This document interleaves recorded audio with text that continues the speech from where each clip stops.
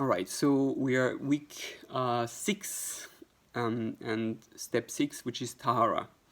So I'm going to read now from the Amaspikli of the Hashem, the guide of living God from the son of the Rambam, and he has one chapter on Tahara.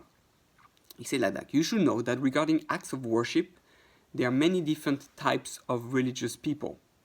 Two types are at opposite ends of the spectrum, and the rest lie between them.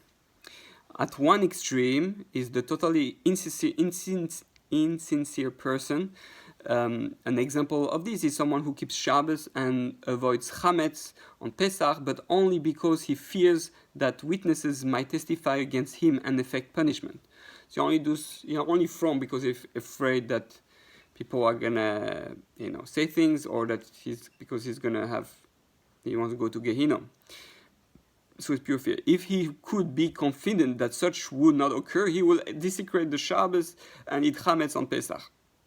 Another example is one who learns Torah only so that people will admire him and grant him much honor, or for some other personal benefit.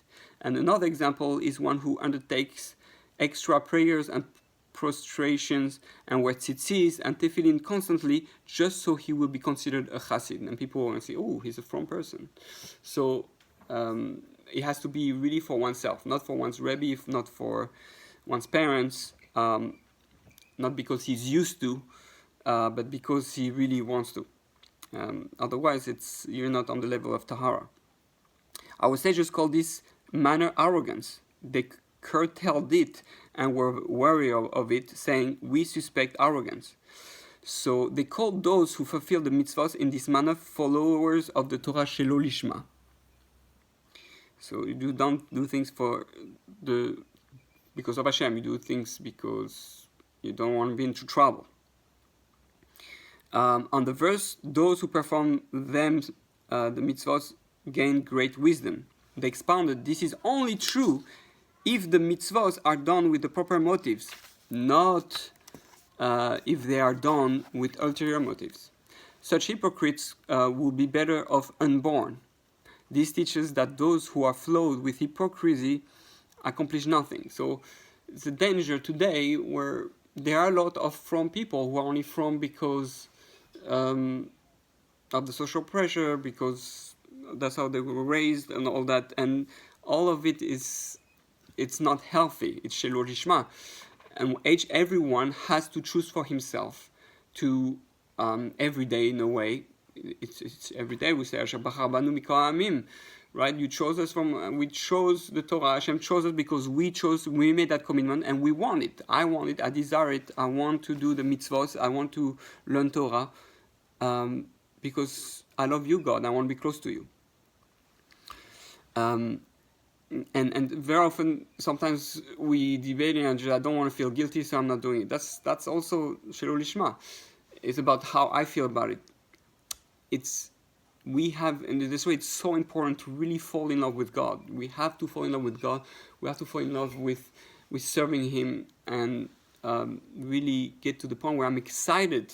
How do I know I achieve the level of Tahara? I'm excited to do what Hashem wants. I'm excited to do mitzvah. I'm excited to go pray. No, I have to go pray. I have to put on tefillin. No, I want to put on tefillin. I want to be close to God. I want to go learn more.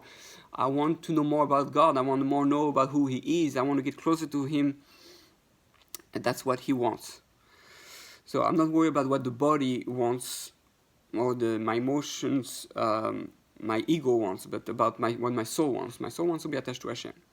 That being said, the sages felt that it is nonetheless better for one to act in this manner than to neglect the mitzvahs entirely.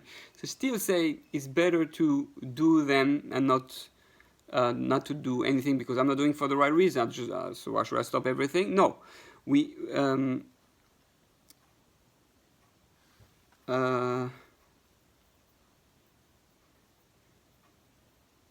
So he brings because the Rambam himself, his father, he writes that even one about whom it is said that he will be better off unborn should nonetheless learn Torah rather than ceasing to learn, as we hope that he will improve.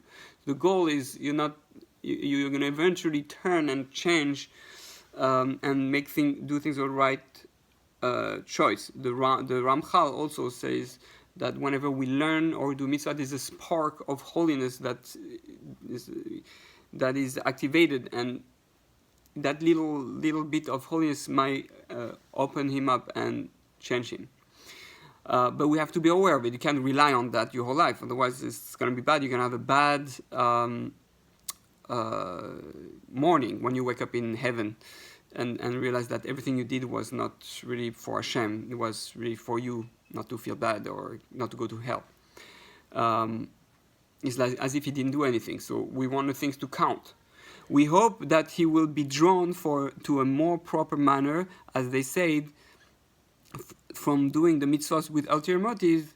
One will come to them with proper motives in Pesachim, Pirkei Avos.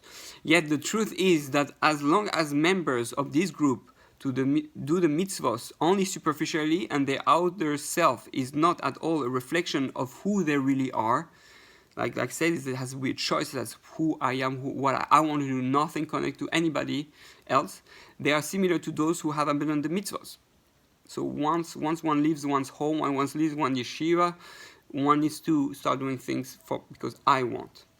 And we can start earlier, but there comes the point where we need to make the choice. In a way, everybody has to become a Baal Tshuva for that. Everybody has to start doing it because he truly chooses and know it's good and he wants it. Superficial deeds are unworthy before God, the master of the Torah. For it is not as man sees, for man sees with eyes, but God peers into the heart. This defective group is called by the sages the group of hypocrites, who are among the 4 groups that will not merit to greet the Shekhinah, as indicated in the saying, for a hypocrite may not come before him. Considering the lofty objective of this work, we should not need to warn here against this, because people who are learning this obviously want to do the right thing. So the highest level of purity. What's the highest level of purity? So that was the first group we saw. Now with the second group, he says, at the opposite extreme is one who fulfills the mitzvahs with rigorous purity, meaning that the inner thoughts are directed exclusively towards God, not toward people. He's only worried about what God wants, not himself and not other people. Here it says in the Moreh Nevuchim that this implies the need to think about God during the mitzvah. A mitzvah done by rote, which mitzvah anashim melumada, albeit with no ulterior motives, is also insincere. The Rambam clearly writes that one who serves God without thought is missing the point of the mitzvah. The mitzvah is a connector, it's a tool. It's not, I do the mitzvah, I did the mitzvah.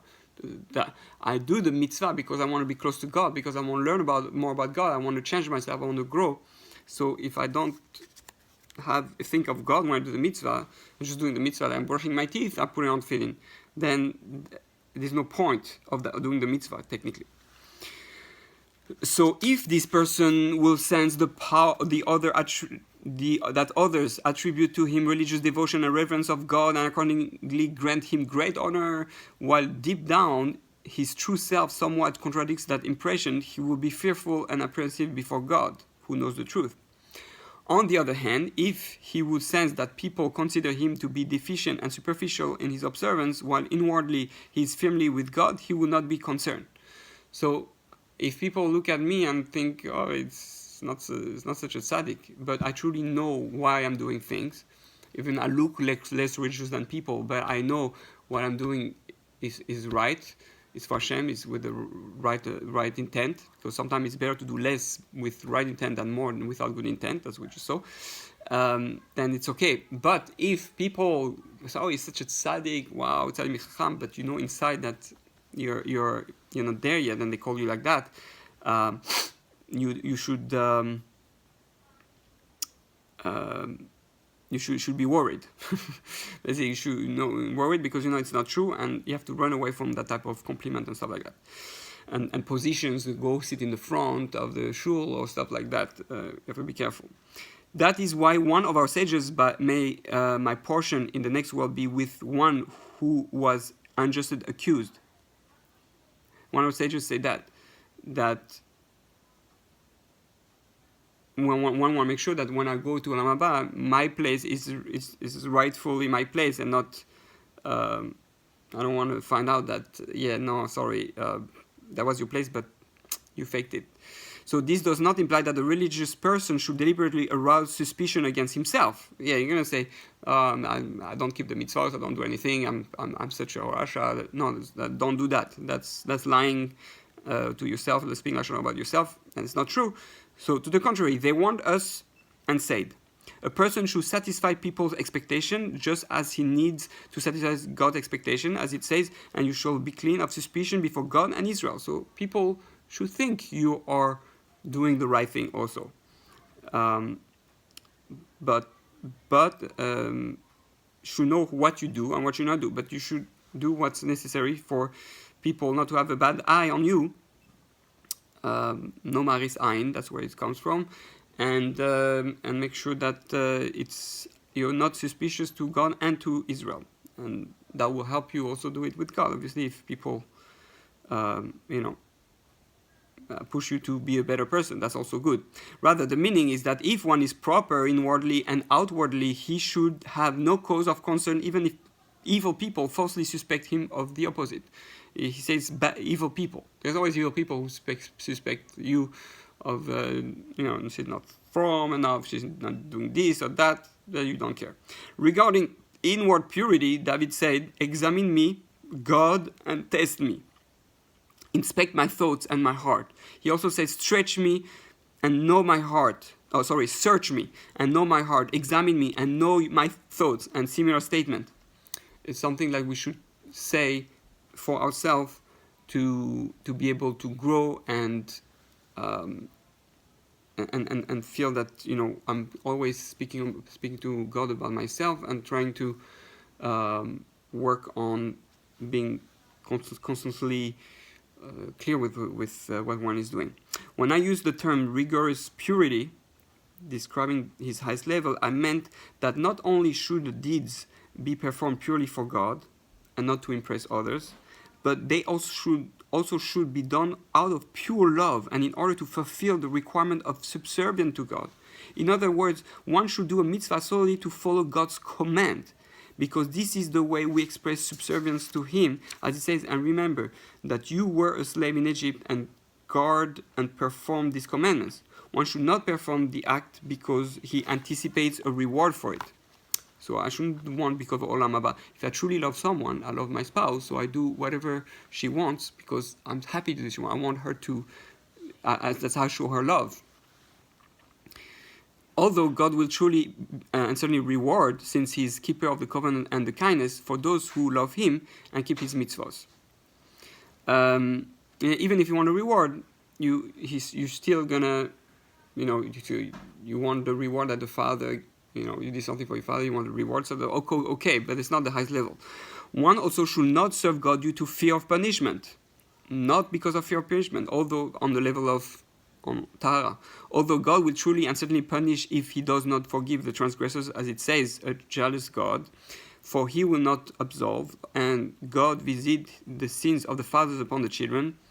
God repays His enemies, and such. So we clearly know that there is punishment if we don't do it, but that should not be the main drive.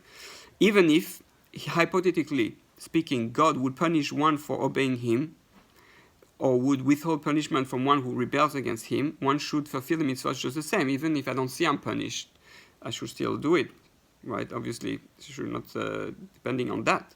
This rigorous purity is the high level of those who love God. If you want to truly love God, then that's how you know why you do the mitzvah, because I want to do what God wants. That's how I show Him love. Loving is not doing it the way I want. Loving is doing the way the other person wants. Antigonus Ish Soho encourage us to reach this state when he said, do not be as the servant who serve to receive a reward. Be as those who serve expecting no reward. My father and teacher, the Rambam, Zecher Libracha, has elucidated this concept in his commentary on Avos on the Mishnah and at the end of the laws of Teshuvah in the Sefer Hamada. So that's something that we can also learn when we for the other videos. You should know that when the Torah says, today God commands you to perform these decrees and statutes, and you shall guard and perform them with all your heart and with all your soul, it urges us to reach this high level. Right? So when we say Bechol Bavcha V'chol Nafshecha, that's what we're talking about. The phrase with all your heart and with all your soul, while denoting exertion, also hints at purity. And exertion cannot be complete without total purity. The Torah also urges he